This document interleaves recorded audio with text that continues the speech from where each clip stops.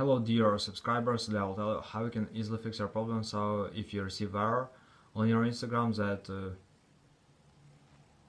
an unknown network error has occurred, so how you can fix it? So first thing, just try to close your Instagram app and just open it again, and if it doesn't help you, if you still have this error, so you can also just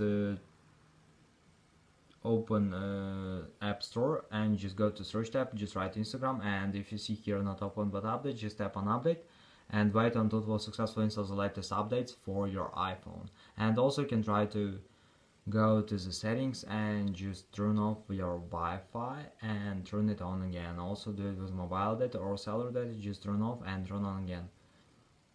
Also you can try to turn on airplane mode, wait a second and just turn it off. So after, just go to the general, just scroll down, just tap on shutdown, slide to power off, wait a second and just power on your phone again. So this is the way how you can also do it. So thanks for watching, have a nice day, subscribe to my channel, click like and goodbye.